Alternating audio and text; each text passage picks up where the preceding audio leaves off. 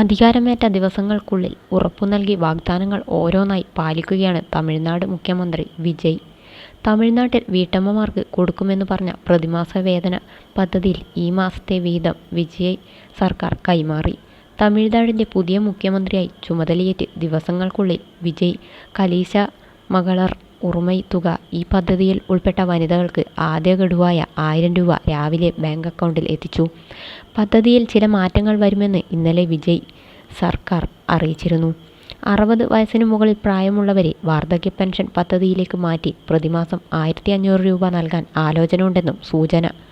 മുൻ DMK സർക്കാർ നടപ്പിലാക്കിയ പദ്ധതിയുടെ ഭാഗമായിട്ടാണ് ഈ തുക നൽകിയത്. അന്തരിച്ച പാർട്ടി അധികാരി M കരുണാനിധിയുടെ പേരിലാണ് ഇത് അറിയപ്പെടുന്നത്.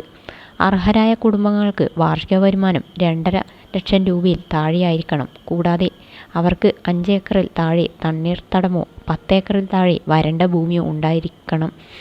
റേഷൻ കാർഡിൽ പട്ടികപ്പെടുത്തിയിരിക്കുന്ന എല്ലാ അംഗങ്ങളെയും ഒരു കുടുംബം യൂണിറ്റായി ഈ പദ്ധതി കണക്കാക്കും. റേഷൻ കാർഡിൽ പേരുള്ള വനിതാ ഗൃഹനാഥിയെ സഹായത്തിന് അർഹതയുള്ള കുടുംബനാഥയായി കണക്കാക്കും.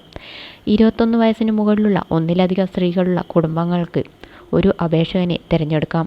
അവിവാഹിതരായ സ്ത്രീകൾ, വിധവകൾ, കുടുംബനാഥരായിട്ടുള്ള ട്രാൻസ്ജെൻഡർ വ്യക്തികൾ എന്നിവർക്കും ഈ പദ്ധതി പ്രകാരം അപേക്ഷിക്കാൻ അർഹതയുണ്ട്.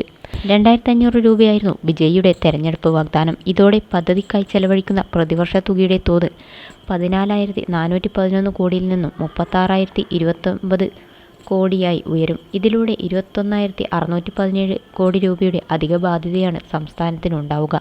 സംസ്ഥാനത്തെ സർക്കാർ ഉദ്യോഗസ്ഥർക്കും അധ്യാപകർക്കുമുള്ള ക്ഷാമബത്തം നിലവിലുള്ള 58% നിന്നും 60% വർദ്ധിച്ചുകൊണ്ടുള്ള ഉത്തരവിന് തൊട്ടുപിന്നാലെയാണ് പുതിയത്.